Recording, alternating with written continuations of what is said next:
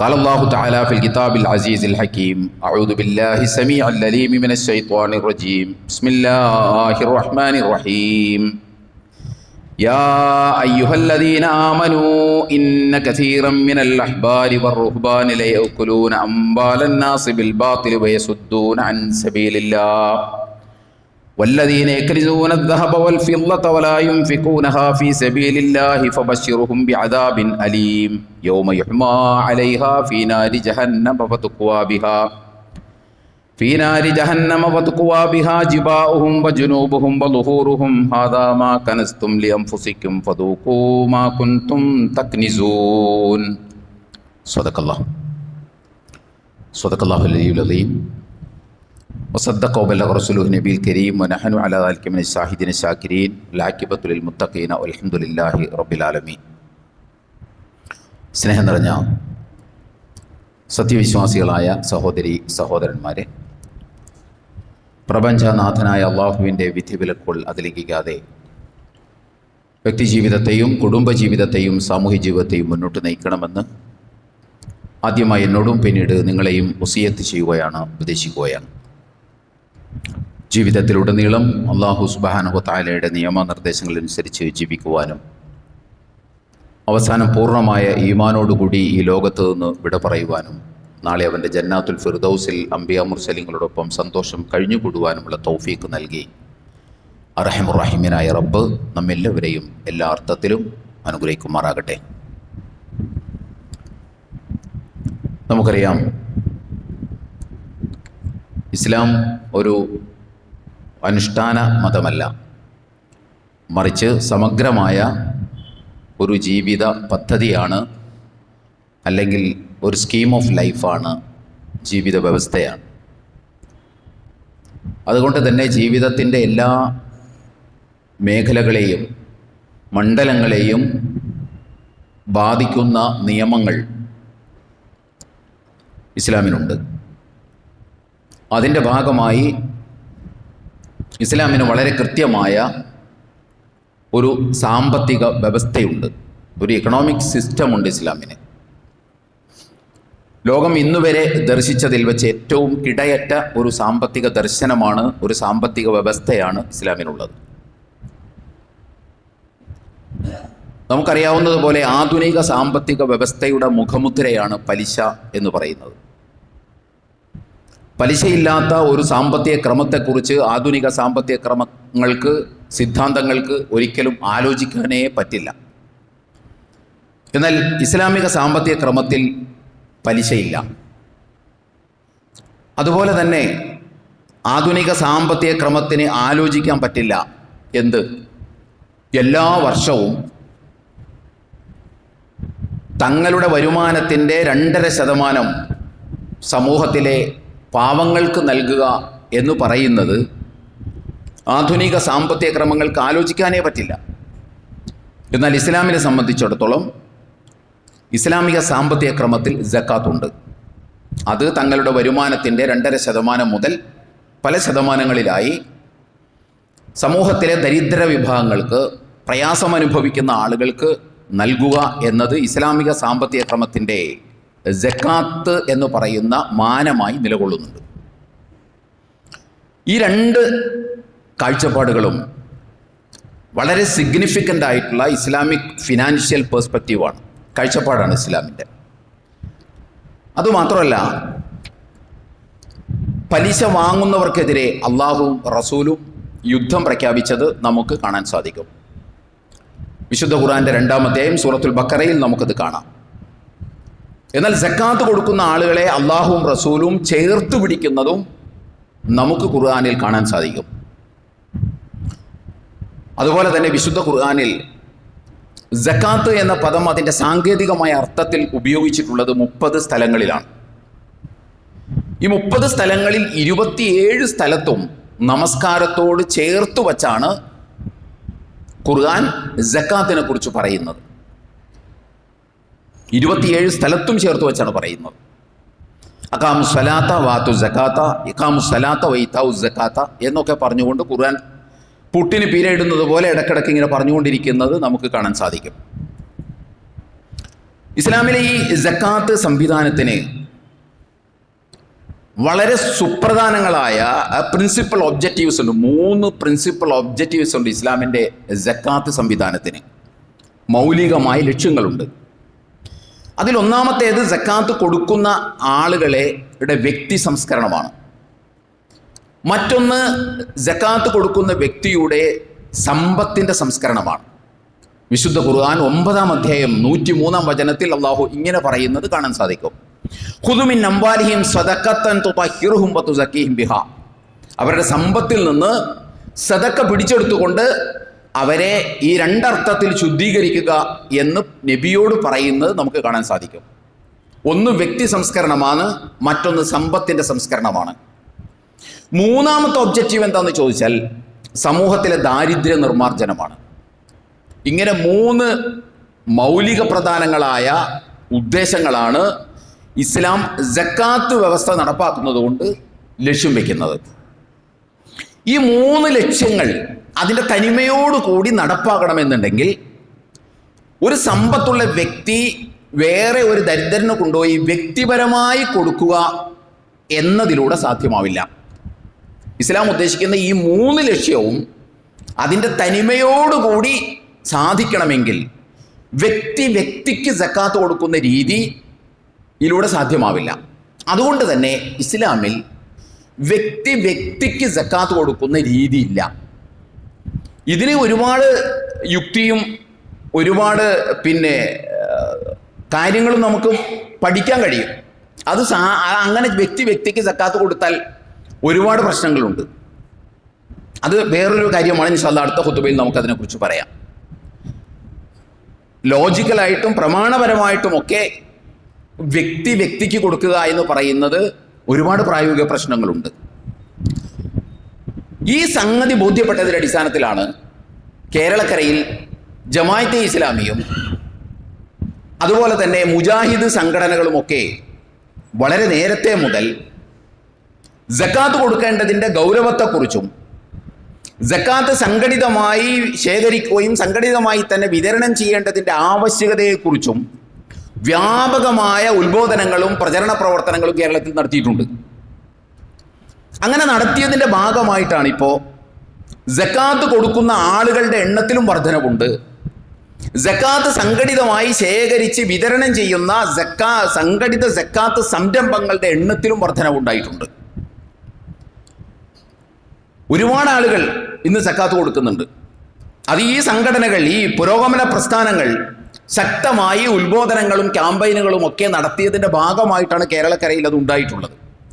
അങ്ങനെയാണ് 1968 തിരുവനന്തപുരം ജില്ലയിലെ ഞാറയിൽക്കോണം മഹല്ലിൽ ആദ്യമായി സംഘടിത സക്കാത്ത് സംരംഭം ഉണ്ടാകുന്നത്. ആദ്യമായിട്ട് കേരളത്തിൽ സംഘടിത സക്കാത്ത് സംവിധാനം ഉണ്ടായത് തിരുവനന്തപുരം ജില്ലയിൽ ഞാറയിൽക്കോണം മഹല്ലിലാണ്. 1968 പിന്നീട് 1975 ശാന്തപുരം മഹല്ല് കേന്ദ്രീകരിച്ച് കുറച്ചുകൂടി വിപുലമായ വ്യവസ്ഥാപിതമായ സാമ്പത്തിക സംവിധാനങ്ങൾ ഉണ്ടായി. 1978 അരീക്കോടുണ്ടായി അത്തരത്തിലുള്ള സംവിധാനം. 1980 മഞ്ചേരിയിലുണ്ടായി. 1983 നമ്മുടെ എറണാകുളം ജില്ലയിലെ എടവനക്കാട് അൽ ലജ്നത്തുൽ ഇസ്ലാമിയ ലിൽ ബൈത്തുൽ മാൽ എന്ന് പറഞ്ഞുകൊണ്ട് 1983 കുറച്ചുകൂടി വ്യവസ്ഥാപിതമായ രൂപത്തിൽ എടവനക്കാട് ഇന്ന് ആ സംവിധാനം പ്രവർത്തിക്കുന്നുണ്ട്. ഇന്ന് അവർക്ക് ഒരു കൊല്ലം കിട്ടിക്കൊണ്ടിരിക്കുന്ന സക്കാത്ത് എന്ന് പറയുന്നത് 45 ലക്ഷം രൂപയാണ്. അങ്ങനെ വ്യാപകമായി സക്കാത്ത് സംവിധാനങ്ങൾ കേരളക്കരയിൽ രൂപം കൊള്ളാൻ തുടങ്ങി. ആ സംവിധാനങ്ങളിൽ ഏറ്റവും വലുതും ഏറ്റവും സിസ്റ്റമാറ്റിക് ആയിട്ട് പ്രവർത്തിക്കുന്ന സംവിധാനമാണ് ബൈത്തു സക്കാത്ത് കേരള എന്ന് പറയുന്നത്. ബൈത്തു സക്കാത്ത് കേരള നടക്കുന്നത് ജമാഅത്തെ ഇസ്ലാമിയുടെ ആഭിമുഖ്യത്തിലാണ്. നമ്മളൊരു കാര്യം മനസ്സിലാക്കേണ്ടത്, 2000 ഒക്ടോബറിലാണ് ആ സംവിധാനം കേരളത്തിൽ ഉണ്ടായത്. ഇന്ന് അതിന് 10ഓളം വരുന്ന അഫിലിയേറ്റഡ് ബ്രാഞ്ചുകളും 228 അസോസിയേറ്റഡ് ബ്രാഞ്ചുകളും ഇന്ന് കേരളത്തിൽ പ്രവർത്തിക്കുന്നുണ്ട്. 1800ഓളം വരുന്ന പ്രാദേശിക തലങ്ങളിൽ ഈ കാര്യങ്ങൾ കൊണ്ടുപോകുന്ന കോർഡിനേറ്റർമാർ ഉള്ള ഒരു വിപുല സംവിധാനമാണ് ഇന്ന് ബൈത്തു സക്കാത്ത് കേരള എന്ന് പറയുന്നത്.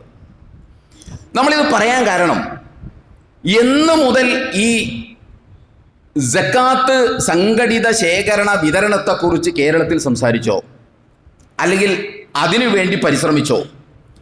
അന്നു മുതൽ ഇരു സമസ്തയുടെ പണ്ഡിതന്മാരും അതിനെതിരെ ശക്തമായി ടോർപ്പിഡോ ചെയ്ത് അത് തുരങ്കം വയ്ക്കാൻ ശ്രമിച്ചിട്ടുണ്ട് എന്നതാണ് സത്യം.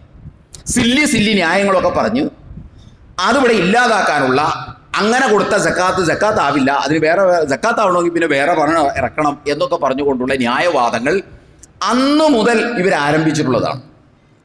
ഇപ്പൊ അവസാനം ആ ആരോപണങ്ങളും കടന്നാക്രമണങ്ങളും ഒക്കെ ഈ ബൈത്തു സക്കാത്ത് കേരളക്കെതിരെ തിരിച്ചിരിക്കുകയാണിപ്പോൾ.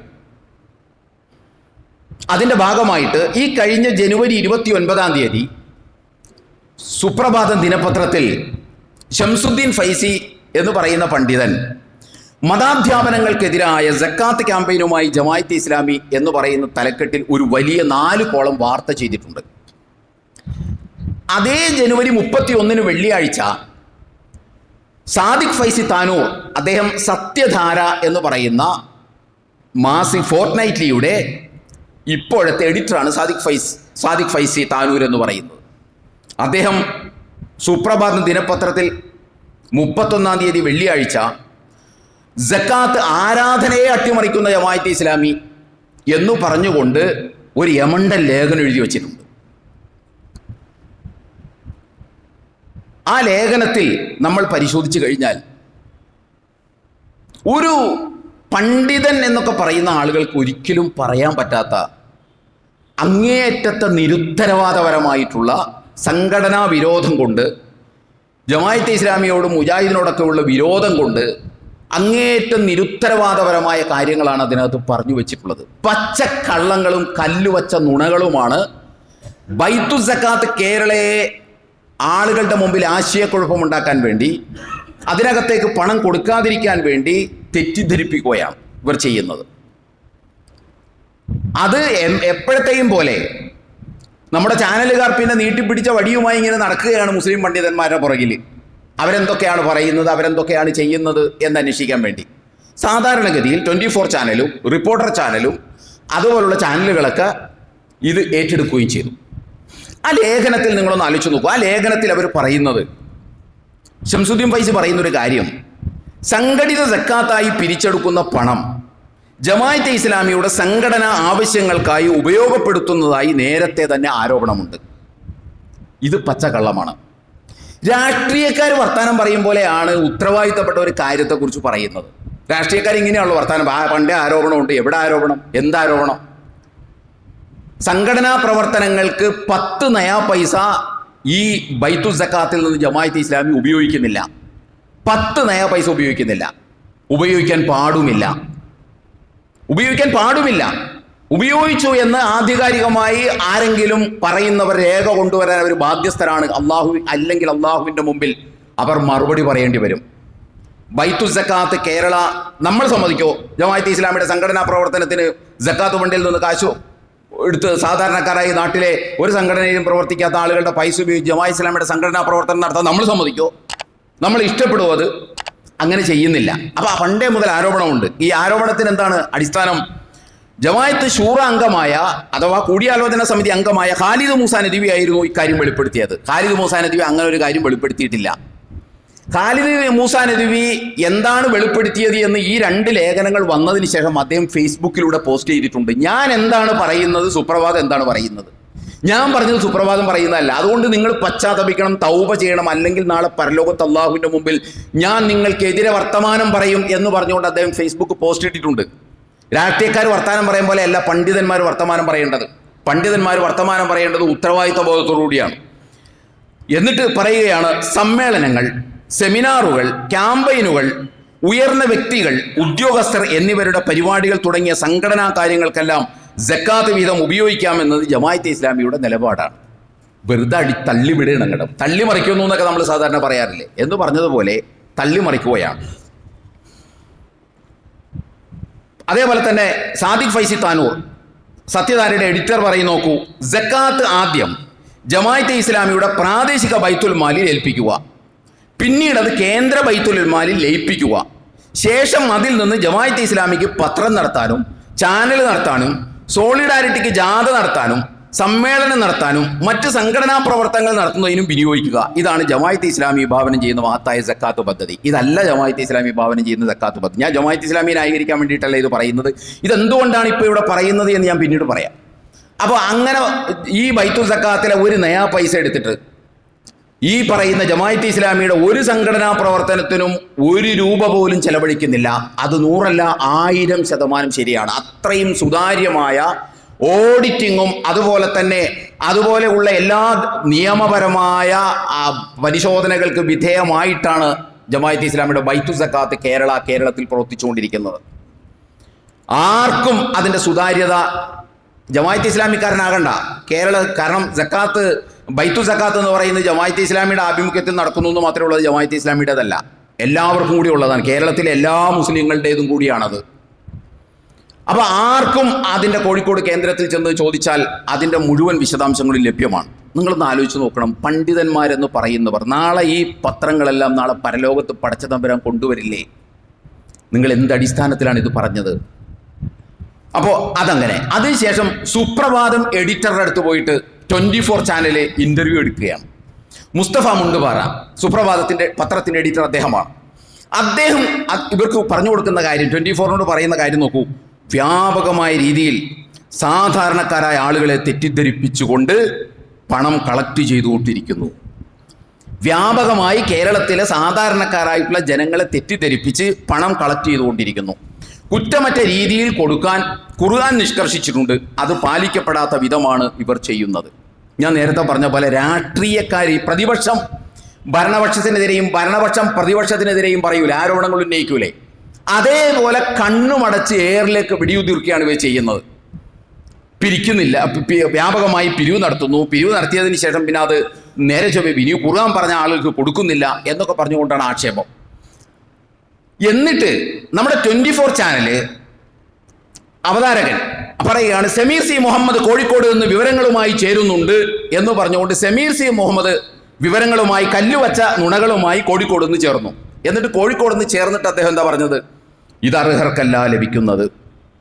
വലിയ രീതിയിലുള്ള പിരിവ് നടത്തുന്നു. അതിന് കൃത്യമായ കണക്കില്ല. സമൂഹത്തിലെ 8 വിഭാഗങ്ങൾക്കാണ് അത് ലഭിക്കേണ്ടത്. പക്ഷേ അവർക്കത് ലഭിക്കുന്നില്ല. മാത്രമല്ല ജമാഅത്തെ ഇസ്ലാമിയുടെ പ്രസിദ്ധീകരണങ്ങൾക്ക് വേണ്ടി ഈ ഫണ്ട് ഉപയോഗിക്കുന്നു. നിങ്ങളൊന്ന് ആലോചിച്ച് നോക്കൂ. സമീർ സി മുഹമ്മദ് ഇത് പറയാ. സാധാരണ നമ്മൾ പറയാൻ അബ്ദുറഹ്മാൻ എന്താ അമാവാസിന്ന് ചോദിച്ച പോലെ 24 ചാനലിൻ്റെ റിപ്പോർട്ടിന് എന്ത് തെളിവ്? 24 ചാനൽ റിപ്പോർട്ട് ഈ കാര്യങ്ങളൊക്കെ പറയുന്നത് നാളെ പരലോകത്ത് വിചാരണ ചെയ്യപ്പെടുമെന്ന് വിചാരിച്ചിട്ടാണോ? ഇവർ പറഞ്ഞു കൊടുക്കുന്ന കാര്യങ്ങളെ തുമ്പ് പിടിച്ചിട്ടാണ് ഇവർ ഈ വർത്തമാനങ്ങളെല്ലാം, ഊഹാപോഹങ്ങളെല്ലാം അഥവാ അനുമാനങ്ങളുടെയും ഊഹങ്ങളുടെയും അടിസ്ഥാനത്തിലാണ് ഇവർ പറയുന്നത് മുഴുവൻ. പവിത്രമായി മെമ്പറിൽ നിന്നുകൊണ്ട് ഞാൻ പറയുന്നു, ഇവർ പറഞ്ഞ എല്ലാ കാര്യങ്ങളും പച്ചക്കള്ളങ്ങളാണ്, കല്ലുവച്ച നുണകളാണ്.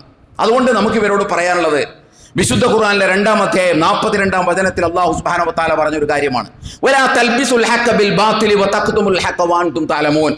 വലാ തൽബിസുൽ ഹഖ ബിൽ ബാത്തിൽ, യാഥാർത്ഥ്യത്തെ സത്യത്തെ മിഥ്യയുമായി അറിഞ്ഞുകൊണ്ട് കൂട്ടിക്കുഴയ്ക്കരുത്. വതഖ്തുമുൽ ഹഖ വഅൻതും തഅലമൂൻ, നിങ്ങൾ വസ്തുതകളെ മറച്ചുവെക്കുകയും ചെയ്യരുത് എന്ന് ഇസ്രായേലിനോട് അല്ലാഹു സുബ്ഹാനഹു വ തആല പറഞ്ഞ കാര്യമാണ് ഈ പണ്ഡിതന്മാരോടും ഇത്തരം വാദങ്ങൾ ഉന്നയിക്കുന്ന ആളുകളോടും നമുക്ക് പറയാനുള്ളത്. നിങ്ങൾ സത്യത്തെ മിഥ്യയുമായി കൂട്ടിക്കുഴയ്ക്കരുത്. അറിഞ്ഞുകൊണ്ട് ബോധപൂർവം വസ്തുതകളെ നിങ്ങൾ മറച്ചുവെക്കരുത്. അതുപോലെ തന്നെ നമുക്ക് ഇവരെ ഉത്ബോധിപ്പിക്കാനുള്ള മറ്റൊരു കാര്യമാണ് വിശുദ്ധ ഖുർആനിലെ 17-ാം അധ്യായം സൂറത്തുൽ ഇസ്രായിലെ 36-ാം വചനം, വലാ തഖ്ഫു മാ ലൈസ ലക ബിഹി ഇൽമുൻ ഇന്ന സമഅ വൽ ബസറ വൽ ഫുആദ കുല്ലു ഉലൈക കാന അൻഹു മസ്ഊല. വിവരമില്ലാത്ത കാര്യത്തെക്കുറിച്ച് സംസാരിക്കരുത്. ആധികാരികമായി സംസാരിക്കണമെങ്കിൽ അത് സംബന്ധമായി ആധികാരികമായി വിവരം ഉണ്ടാക്കിയിട്ട് വേണം സംസാരിക്കാൻ. എന്തുകൊണ്ടാണ്? നാളെ പരലോകത്ത് എല്ലാം ചോദ്യം ചെയ്യപ്പെടും. നിങ്ങളുടെ കണ്ണുകളും നിങ്ങളുടെ കാതുകളും നിങ്ങൾ പറഞ്ഞതും നിങ്ങളുടെ ഹൃദയത്തിൽ നിങ്ങളുടെ അന്തരാളങ്ങളിൽ ഉറപ്പിച്ചു വെച്ചതുമെല്ലാം നിങ്ങളെ നാളെ പടച്ച തമ്പുരാൻ വിചാരണക്ക് വിധേയമാക്കും. അതുകൊണ്ട് ആവശ്യമില്ലാത്ത കാര്യങ്ങൾ പറയരുത്. അതുകൊണ്ട് മറ്റൊരു കാര്യം കൂടി നമുക്ക് ഇവരോട് പറയാനുണ്ട്. വിശുദ്ധ ഖുർആനിലെ 36-ാം അധ്യായം 65-ാം വചനം, അൽ യൗമ നഖ്തിമു അലാ അഫ്വാഹിഹിം വതുകല്ലിമുനാ അയ്ദീഹിം വതശ്ഹദു അർജുലുഹും ബിമാ കാനൂ യക്സിബൂൻ. അൽ യൗമ നഖ്തിമു, നിങ്ങൾ ഒരു ദിനത്തെ ഭയപ്പെടണം. ആ ദിനത്തിന്റെ പ്രത്യേകത എന്താണെന്ന് ചോദിച്ചാൽ, അന്ന് നിങ്ങൾ വായ കൊണ്ടായിരിക്കില്ല സംസാരിക്കുന്നത്. ഇന്ന് നിങ്ങൾ അടിസ്ഥാനരഹിതമായ ആരോപണങ്ങൾ ഉന്നയിക്കുന്നത് നിങ്ങളുടെ വായ കൊണ്ടും നിങ്ങളുടെ പേന കൊണ്ടുമാണ്. നാളെ പരലോകത്ത് അല്ലാഹുവിന്റെ മുമ്പിൽ നിങ്ങൾ വർത്തമാനം പറയുന്നത് നിങ്ങളുടെ വായ കൊണ്ടല്ല, നിങ്ങളുടെ വായ സീല് ചെയ്തിട്ടുണ്ടാകും. നിങ്ങൾ പറഞ്ഞതും ചെയ്തതുമായ പ്രവർത്തനങ്ങൾക്ക്, എഴുതിയതുമായ കാര്യങ്ങൾക്ക് നിങ്ങളുടെ കൈകൾ സംസാരിച്ചു കൊണ്ടിരിക്കുകയും നിങ്ങളുടെ കാലുകൾ അതിന് സാക്ഷ്യം വഹിക്കുകയും ചെയ്യും. എന്ത് കാര്യം? നിങ്ങൾ എന്താണ് പരലോകത്ത് നേടിയത്? ഇഹലോകത്ത് ദുനിയാവിൽ നിങ്ങൾ എന്തൊക്കെയാണ് ചെയ്തു വച്ചത്, നിങ്ങൾ എന്തൊക്കെയാണ് പറഞ്ഞു വച്ചത്, നിങ്ങൾ എന്തൊക്കെയാണ് രേഖപ്പെടുത്തി വച്ചത് എന്ന് നാളെ പരലോകത്ത് സംസാരിക്കുന്നത് കൈയായിരിക്കും, സാക്ഷ്യം വഹിക്കുന്നത് കാലായിരിക്കും എന്ന് അല്ലാഹു സുബ്ഹാനഹു വ തആല പറയുകയാണ്. ഇതാണ് നമുക്ക് ഇവരെ ഉത്ബോധിപ്പിക്കാനുള്ളത്. നിങ്ങളും ഇത് ചെയ്തവരും ഇത് കൊണ്ടു നടക്കുന്നവരും ഇതിനെതിരെ എഴുതിയവരുമെല്ലാം നാളെ പരലോകത്ത് വരും. അങ്ങനെ പരലോകത്ത് വരുമ്പോൾ ഇതിനൊക്കെ നിങ്ങൾ കണക്ക് പറയേണ്ടി വരും. ഒരു വലിയ സംവിധാനത്തിനെതിരെ ഞാൻ ഇത്രയും വൈകാരികമായിട്ട് ഇത് പറയുന്നത് ജമാഅത്തെ ഇസ്ലാമിയെ ന്യായീകരിക്കാനല്ല. സംഘടന എന്നുള്ള നിലക്ക് ഒരർത്ഥത്തിലും ജമാഅത്തെ ഇസ്ലാമിയെ ന്യായീകരിക്കാൻ ഈ മെമ്പർ ഉപയോഗിക്കില്ല.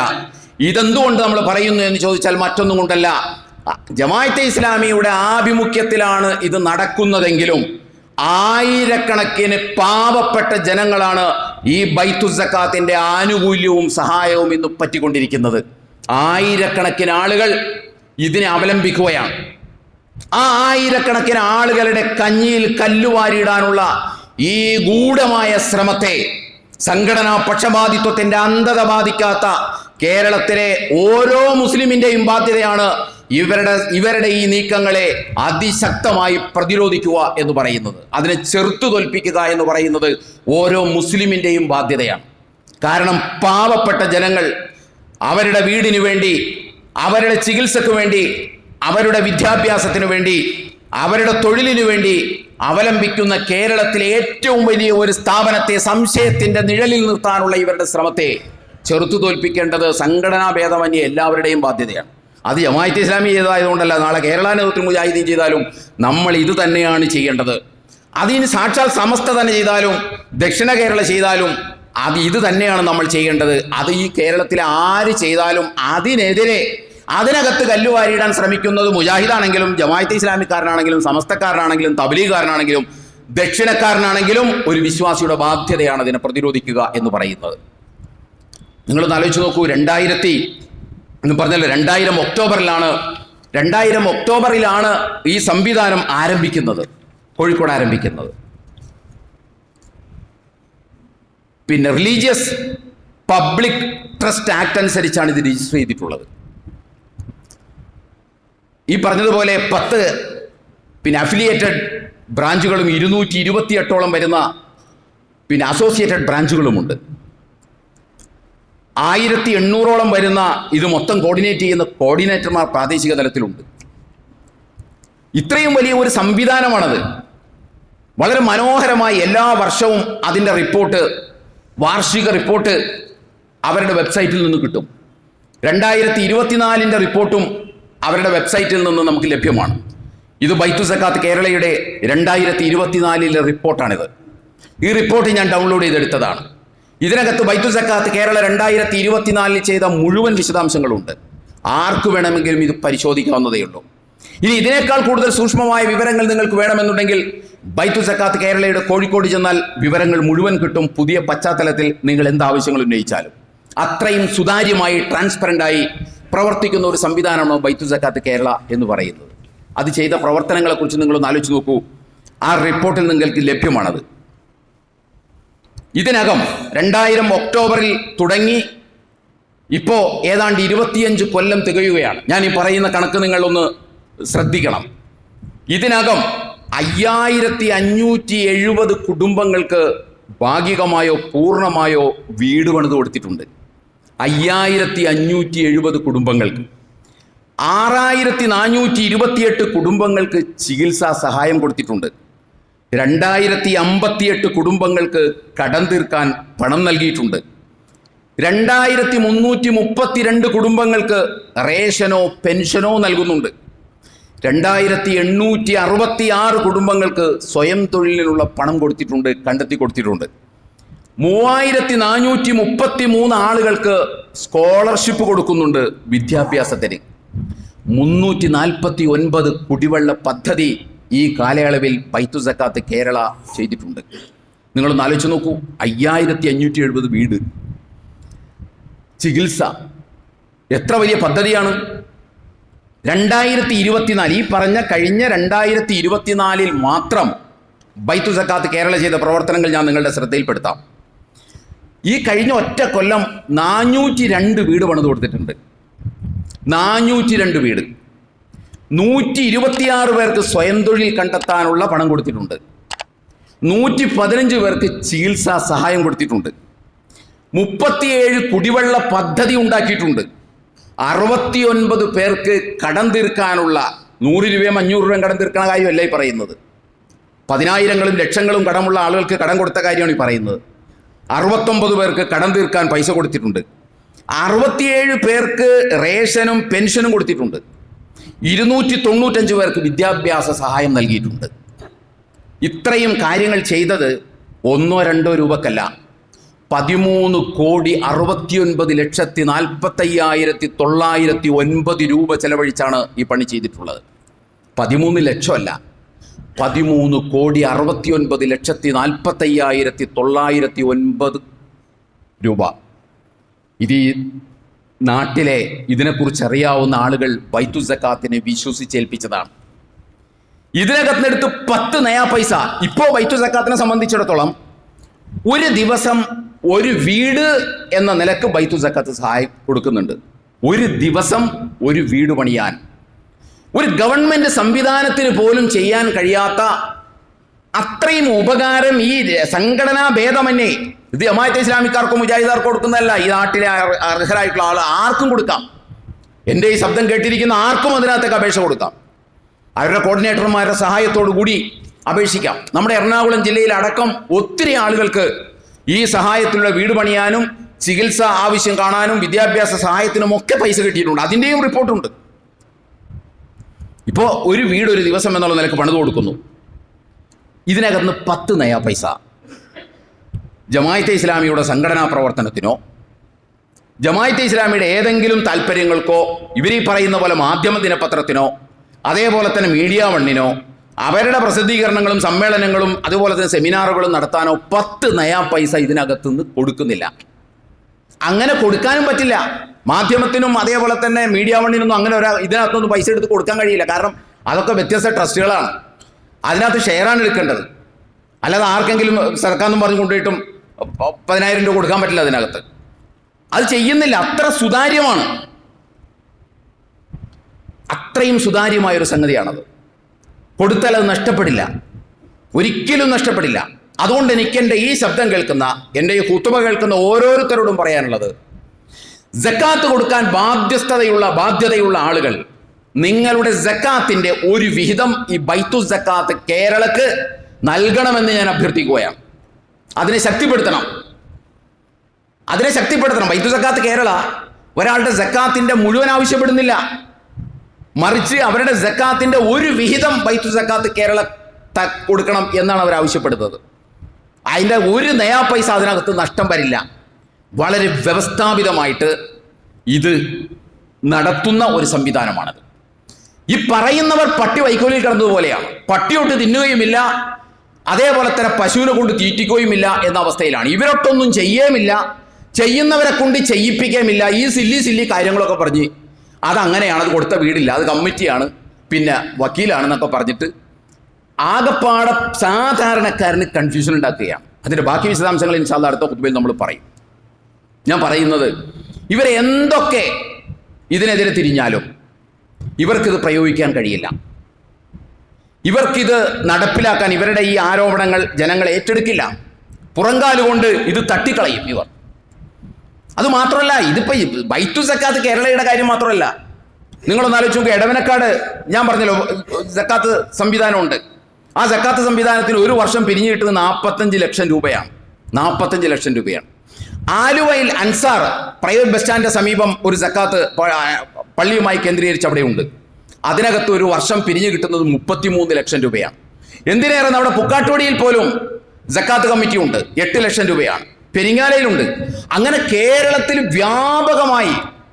വ്യാപകമായിട്ട് സക്കാത്ത് കമ്മിറ്റികളുണ്ട്, വളരെ വ്യവസ്ഥാപിതമായിട്ട് ആളുകൾക്ക് അതിൻ്റെ ഗുണം കിട്ടുന്നുണ്ട്. അതില്ലാതാക്കാനാണ് ഇവർ ശ്രമിക്കുന്നത്. അതുകൊണ്ടാണ് നമുക്ക് മിമ്പറിൽ ഇതിത്ര വളരെ കൃത്യമായിട്ട് നമുക്ക് പറയേണ്ടി വരുന്നത്.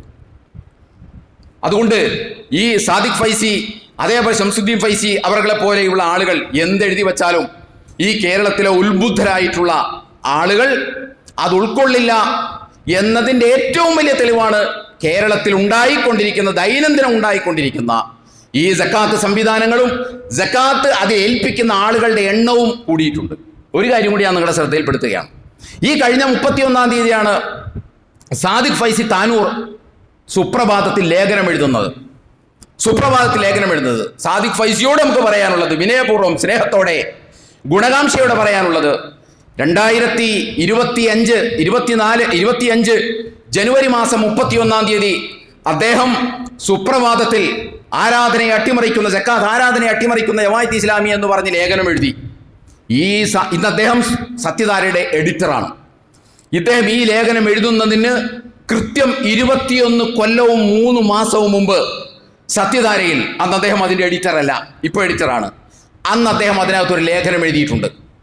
സക്കാത്ത് ഫണ്ടിന്റെ പേരിൽ നടത്തുന്ന കൊള്ള എന്ന് പറഞ്ഞുകൊണ്ട്, സക്കാത്ത് കമ്മിറ്റികളുടെ സാമ്പത്തിക കൊള്ള എന്ന് പറഞ്ഞുകൊണ്ട് സാദിഖ് ഫൈസി അന്നൊരു ലേഖനം എഴുതിയിട്ടുണ്ട്. എന്ന് 21 കൊല്ലവും 3 മാസവും മുമ്പ് 2003 നവംബർ മാസം 16-ാം തീയതിയിലെ സത്യധാരയിൽ ഇദ്ദേഹം ഒരു ലേഖനം എഴുതിയിട്ടുണ്ട്. നമുക്ക് പറയാനുള്ളത്, നമ്മളൊക്കെ മനസ്സിലാക്കേണ്ടത്, 2000 അന്നു മുതൽ ഇതൊക്കെ എഴുതിയിട്ടും ഇപ്പോൾ ഇവരെ പോലുള്ള ആളുകളൊന്ന് പരിശോധിച്ചാൽ മതി.